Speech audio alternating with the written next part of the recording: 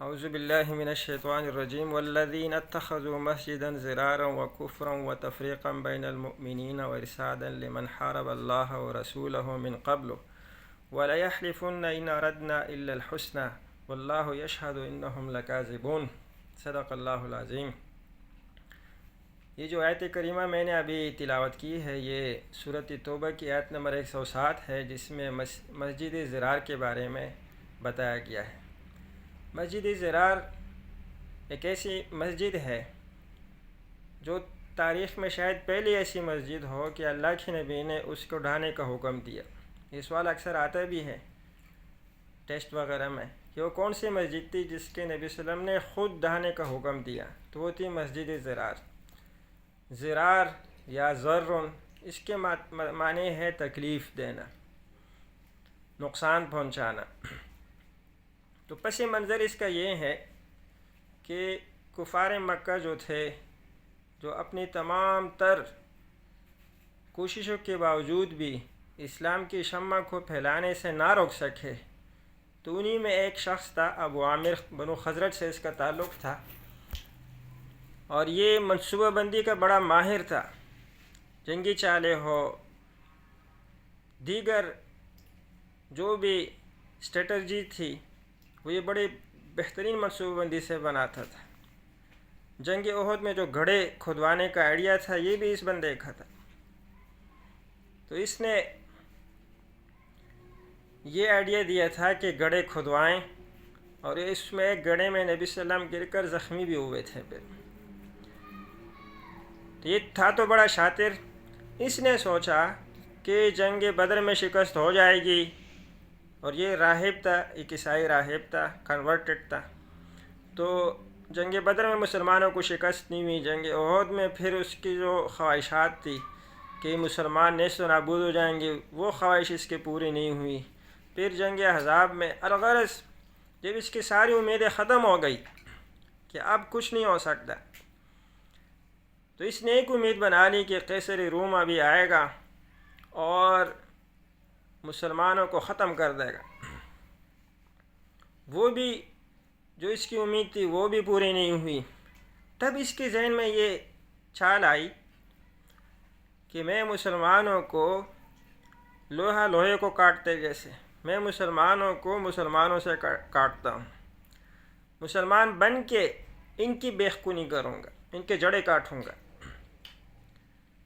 اس کے لیے اس نے کیا کیا کہ مدینہ سے 2-3 کلومیٹر دور وہاں اس نے ایک مسجد بنائی، اور وہاں پر ایک امام صاحب کو بھی اس نے مقرر کیا جو باقاعدہ نماز پڑھانے جاتے تھے، لیکن وہ خود اچھے آدمی تھے، ان کو نہیں پتہ تھا کہ ان کے ذہنوں میں کیا ہے، ان کے ارادے کیا ہیں، اس بیچارے کو بالکل نہیں پتہ تھا۔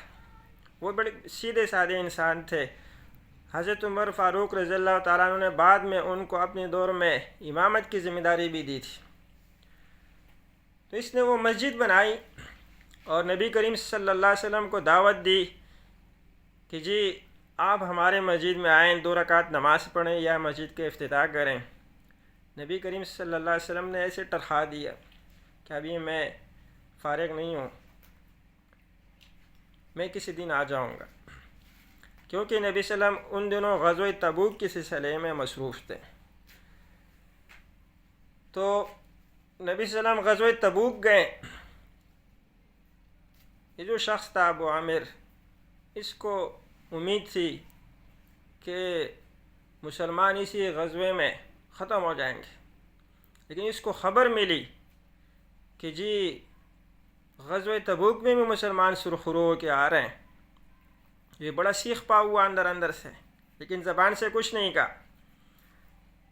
اس دوران انہوں نے نبی صلی اللہ علیہ وسلم کو پھر دعوت دی کہ جی آپ ہمارے مسجد آئیں۔ غزوہ تبوک سے واپسی پہ نبی صلی اللہ علیہ وسلم نے کہا جی ہم آ رہے ہیں۔ اس وقت اللہ نے یہ وحی اتاری اور اللہ کے نبی کو بتایا کہ ان کے ارادے ٹھیک نہیں ہیں۔ تو اللہ کے نبی نے اپنے 2 صحابہ کرام کو بھیجا کہ جائیں اور اس مسجد کو ڈھا دو، اس کو گرا دو اور اس کو آگ لگا دو۔ چنانچہ وہ صحابہ آئیں انہوں نے مسجد کو گرایا اور اس کو آگ لگا دی۔ کچھ گھر ایسے تھے، کچھ اور ان کے جو سلیپنگ سیل جس کو ہم کہتے ہیں، ایسے سیل انہوں نے بنائے ہوئے تھے جس میں وہ خفیہ طور پر اسلام دشمنی میں ملوث تھے۔ اللہ کے نبی نے ان گھروں کی بھی نشاندہی کی، بولا ان کو بھی ڈھا دو۔ اور یہ جو مسجد تھی، مسجد زرار، اس کے آس پاس 2 گھر تھے، اللہ کے نبی نے کہا ان کو بھی گرا دو۔ جب ان کو گرایا گیا اور اللہ کے نبی کو رپورٹ پیش کی گئی کہ جی ہم نے مشن کامیابی سے مکمل کر لیا، تو اللہ کے نبی نے ایک صحابی کو کہا کہ جی آپ یہاں گھر بنا دو۔ آئے جب اس جگہ پہ پہنچے تو جگہ خالی ہو چکی تھی، تو اللہ کے نبی ایک صحابی سے کہا یہاں گھر بنا دو۔ اس صحابی نے کہا کہ جی جس جگہ کو اللہ نے جلانے کا حکم دیا، ڈھانے کا حکم دیا، گرانے کا حکم دیا، میرا دل نہیں چاہتا کہ میں وہاں جا کے اپنا گھر بناؤں، بلکہ آپ یہ فلانا صحابی جو ہیں ان کے لیے یہ جگہ الاٹ کر دیں، وقف کر دیں، ان کا گھر نہیں ہے وہ یہاں گھر بنا لیں گے۔ وہ صحابی بھی وہاں رہنے لگے، گھر بنا لیا، لیکن وہ بھی یہ گھر چھوڑ کے چلے گئے۔ کہا کہ اتنا منحوس گھر ہے، جب سے میں اس گھر میں آؤں میری اولاد نہیں ہو رہی۔ البدایہ و نہایہ میں ہے کہ وہ اس پلاٹ میں، اس جگہ پہ مرغیاں انڈے تک نہیں دیتی تھی، اتنی منحوس جگہ تھی یہ۔ اللہ نے جب کہہ دیا، اللہ کے نبی نے جب کہہ دیا کہ ڈھا دو، گرا دو، تو یہ ہے اس واقعے کا پورا پس منظر جس میں اللہ کے نبی نے مسجد زرار کو ڈھانے کا حکم دیا۔ اور باقی تفصیل تو اس کی کافی لمبی ہے۔ اور جس وقت صحابہ نے ڈھایا اس جگہ کو، یہ مغرب سے عشاء تک کا ٹائم تھا۔ اتنا ٹائم نہیں ہے کہ ہم اس کے بارے میں مزید گفتگو کریں، صرف ہم نے اس کا جو پس منظر تھا وہ بتانا تھا۔ اب آتے ہیں اصل بات کی طرف کہ اللہ کے نبی نے یا اللہ نے اس کو ڈھانے کا، جلانے کا، گرانے کا حکم کیوں دیا؟ اس کی وجہ یہ ہے، جو قرآن کی آیت ہے اس کو آپ پڑھیں تو وہ لوگ جنہوں نے مسجد زرار بنا تو دی ہے لیکن یہ کفر کی نیت سے بنائی ہے اور مومنوں کے درمیان تفرقہ پیدا کرنے کی نیت سے بنائی ہے۔ تو یہ جو 4 باتیں ہیں، یہ باتیں ایسی باتیں ہیں جو آج کل ہماری کچھ مساجد میں، کچھ مدارس میں، کچھ اہل خیر کے مجلسوں میں ذکر ہوتی رہتی ہیں۔ تو ان میں سے ایک وجہ بھی اگر کسی کے اندر ہو تو اس کو سوچنا چاہیے۔ پہلی وجہ یہ ہے کہ اس سے بعد میں مسلمانوں کے لیے تکلیف ہونی تھی، آرائشیں نہیں ہونی تھی، کوئی سکون کا کام نہیں ہونا تھا۔ پھر وہ کفراً، اس سے کفر کو فائدہ ہونا تھا۔ یعنی بندہ سوچے کہ ایسی بھی کوئی جگہ ہو سکتی ہے جہاں عبادت ہوتی ہو اور فائدہ اس کا کافروں کو ملے، تو جی ہو سکتی ہے۔ یہ جو مسجدیں ہیں اسی کے نام سے ہمیں لڑوایا جاتا ہے، ہمیں ڈیوائیڈ کیا جاتا ہے، ہماری ذہن سازی کی جاتی ہے۔ وہ جو مشہور رپورٹ تھے آپ نے پڑھی ہوگی کہ یہودی اور عیسائی بڑے بڑے عالم بنا کر ہمیں جو ہے نا وہ بیچتے ہیں، اور ہمیں پتہ ہی نہیں ہوتا کہ جی یہودیوں کے اہلکار ہے، یہ عیسائیوں کے اہلکار ہیں۔ ان کے مشن پہ بڑے واقعات مشہور ہیں،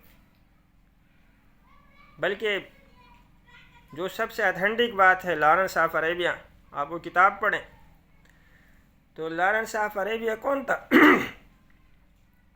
وہ پیر کے نام سے یہاں آیا تھا، جلال آباد میں اس کا بہت بڑا مزار پہ بیٹھا تھا، وہ بہت بڑا پیر بن گیا تھا۔ اس نے ظاہر شاہ کو شکست دی، شکست دینے کے بعد جب اس نے داڑھی شیو کرائی اور پینٹ شرٹ ٹائی پہن کے ظاہر شاہ کے سامنے کھڑا ہو گیا داؤد شاہ کہ جی میں تو لارنس آف عربیہ ہوں، پیر صبغت اللہ شاید کوئی نام کے نام سے تھا، میں وہ نہیں ہوں۔ اس نے کہا جس دن تم آئے تھے میں اس دن تمہیں سمجھ گیا تھا، لیکن اگر میں کچھ تمہیں بولتا تو یہ میری قوم میرے خلاف کھڑی ہو جاتی، اور آج تم افغانستان کو امان اللہ خان کو تقسیم کر کے جا رہے ہو، تو تم اپنے مشن میں کامیاب ہو گئے، تمہارا مشن۔ اور اس اکیلے آدمی نے نہ صرف یہ کہ خلافت عثمانیہ کو توڑا، بلکہ افغانستان سقوط کابل جس کو میں کہتا ہوں، امان اللہ خان کی حکومت اگر رہتی تو آج ایشیا میں یا بر صغیر میں مسلمانوں کی یہ حالت نہیں ہوتی، کیونکہ امان اللہ خان نے 1906 میں جب پاکستان بنا بھی نہیں تھا، اس وقت اس نے ابوالکلام آزاد اور علامہ اقبال کو بلایا تھا اور ان سے رائے لی تھی کہ جی مجھے مسلمانوں کے لیے، افغانستان کے لیے کیا کیا کرنا چاہیے۔ تو اس وقت علامہ اقبال نے ان کو مشورہ دیا تھا کہ جی یہاں سے آپ روڈ بنائے وسطی ایشیائی ریاستوں کی طرف۔ بہرحال یہ جو امان اللہ خان تھا یہ پہلے دن سمجھ گیا تھا کہ یہ جو پیر کے لبادے میں، امام صاحب کے لبادے میں جو بندہ آیا ہے یہ برطانیہ کا جاسوس ہے، لیکن وہ ایسے لبادے میں آ جاتے ہیں کہ سامنے والا مان ہی نہیں سکتا کہ یہ بھی جاسوس ہو سکتے۔ تو کفر کو فائدہ کیسے دے سکتے ہیں ہم؟ ایک امام کیسے سوچ سکتا ہے؟ یہ اسی طرح ہے جو مسجد زرار کے امام صاحب تھے، ان کو نہیں پتہ تھا، وہ تو صرف نماز پڑھاتے تھے، لیکن پیٹھ پیچھے بیٹھ کے یہ لوگ جو سازشیں کرتے تھے وہ اسلام کے خلاف تھے۔ تو تیسری وجہ جو قرآن نے بیان کی ہے سورۃ توبہ آیت نمبر 107 میں، اللہ فرماتے ہیں وَتَفْرِيقًا بَيْنَ الْمُؤْمِنِينَ، مومنوں کے درمیان جدائی ڈالنے کے لیے یہ مسجد استعمال ہونی تھی، فرقہ بندی اس سے پھوٹنی تھی، فرقہ پرستی اس سے آنی تھی۔ تو کیا آج ہمارے مساجد اس فرقے کی، اس تعصب کی، اس تقسیم کی پہچان نہیں بنی ہوئی ہے؟ بڑی معذرت کے ساتھ بات بری ہے، بات تلخ ہے، ہم خود اسے پیشے سے منسلک ہیں، لیکن مسجد ہم دور سے پہچان لیتے ہیں کون سی پارٹی کی ہے، کون سے مسلک کی ہے، امام صاحب کو ہم پہچان لیتے ہیں یہ کون سے پارٹی کے ہیں، کون سے مسلک کے ہیں۔ الکفر ملت واحدہ، کافروں کا ایک ہی دین ہے، اور ہمارا دین ایک گلی کے اندر 3 4 فرقے کے مسجدیں بنتی ہوئی نظر آئیں گی آپ کو، 3 4 فرقوں والے علماء آپ کو نظر آئیں گے، اور اس محلے کے موچی کے اندر، نائی کے اندر، لیبر کے اندر اتفاق اور اتحاد ہو سکتا ہے، لیکن اس علاقے کے مسجدوں کے امام کے اندر اتفاق نہیں ہوگا، ایک دوسرے کا منہ بھی دیکھنا گوارہ نہیں کرتے، ایک دوسرے کا نام بھی لینا گوارہ نہیں کرتے، ایک دوسرے کے پیچھے نماز تو دور کی بات ہے، جنازے تک نہیں پڑھتے۔ آخر کب تک یہ چلے گا؟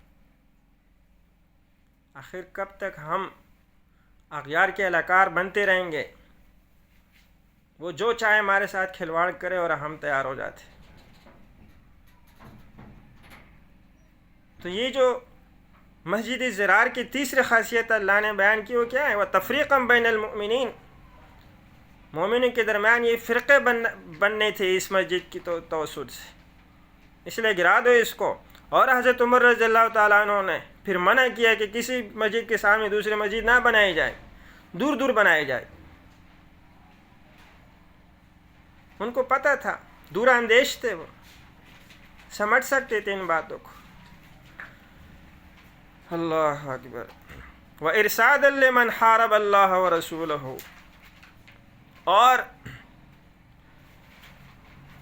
جو اللہ اور اس کے رسول کے خلاف جائیں اس مسجد کو ان کی پناہ گاہ بننا تھا، اس لیے اللہ نے اپنے حبیب کو روکا کہ لا تقم فیہ ابدا،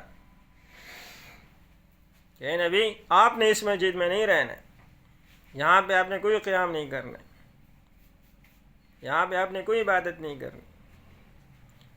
مسجد تو وہ ہو کہ اگلی آیت میں اللہ فرماتے ہیں لَمَسْجِدٌ أُسِّسَ عَلَىٰ تَقْوَىٰ مِنْ أَوَّلِ يَوْمٍ أَحَقُّ أَن تَقُومَ فِيهِ، وہ مسجد جس کی بنیاد تقویٰ پہ ہو، کارکردگی پہ ہو، اس میں زیادہ حق بنتے آپ کا کہ آپ وہاں اقامت کروائیں، وہاں نماز پڑھائیں، وہاں آپ کھڑے ہو۔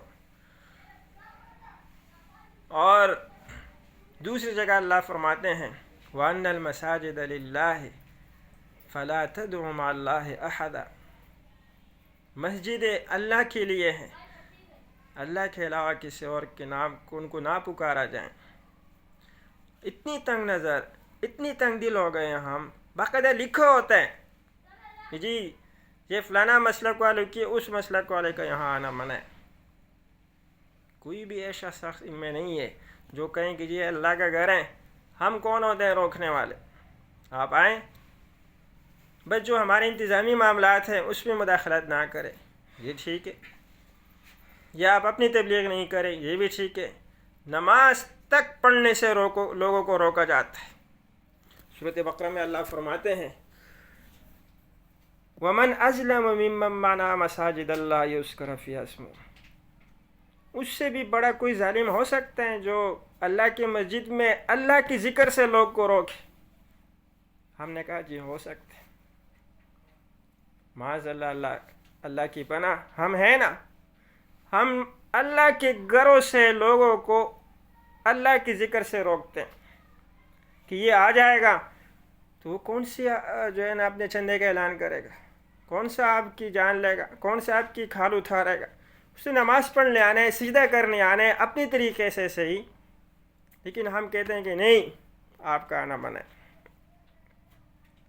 وَمَنْ أَظْلَمُ مِمَّنْ مَنَعَ مَسَاجِدَ اللَّهِ أَن يُذْكَرَ فِيهَا اسْمُهُ، وہ حال ہمارا بن چکا ہے۔ ہمارے بہت سارے مسجدیں معذرت کے ساتھ وہ مسجد زرار کی شکل اختیار کرتی جا رہی ہے، وہ مسجدیں جہاں سے ہدایت کے سرچشمے پھوٹنے تھے، وہ مسجدیں جہاں سے سوشل ویلفیئر کے کام ہونے تھے، وہ مسجدیں جہاں سے کندھے سے کندھا ملانا تھا، وہ مسجدیں جہاں سے اتفاق اور اتحاد کا علم اٹھنا تھا، آج وہاں پہ لوگوں کو تقسیم کیا جا رہا ہے۔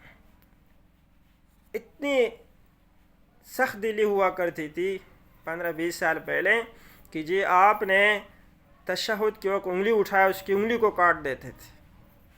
ہمارے مسلک میں آپ نے انگلی کیوں اٹھائی؟ میں سے ہزاروں واقعات شیئر کر سکتا ہوں، الحمدللہ ابھی کافی بیداری آ گئی ہے۔ ایک مسجد میں دوسری مسلک والا آدمی آیا، اس مسجد کو انہوں نے تیزاب سے دھویا، مٹی سے دھویا۔ یہ کیوں ہے؟ یہ مسجد گندی ہو گئی۔ اتنی تعصب،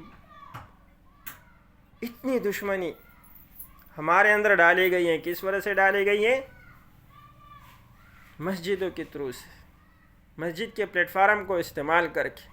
بلکہ الٹا ایسے لوگ کو میں نے دیکھا ہے، مسجد میں آئیں، باہر دیکھا کس کی مسجد ہے، نام نہیں لکھا تھا، اندر آئیں امام صاحب کو تاڑ رہے، ہاتھ کہاں رکھے، ہاتھ نظر نہیں آنے، رکوع کا انتظار کر رہے، رفع الدین کرتا ہے کہ نہیں کرتا ہے، کرتے اوہ یہ تو وہابیوں کی مسجد ہے، نہیں کرتا اوہ یہ تو دیوبندیوں کی مسجد ہے، واپس چلے جاتے۔ بھائی تمہیں نماز پڑھنی ہے کہ اپنی نماز پڑھ کے خاموش ہو کے چلے جاؤ؟ نہیں۔ اللہ ہمیں سمجھ عطا فرمائے، اللہ ہمارے مساجد کو دار الاصلاح بنائے، دار الاتحاد بنائے، دار الاتفاق بنائے۔ اللہ ہمارے مسجدوں کو وہ مقام دے جو دور نبوت میں ہوا کرتے تھے، جو دور خلافت میں ہوا کرتے تھے۔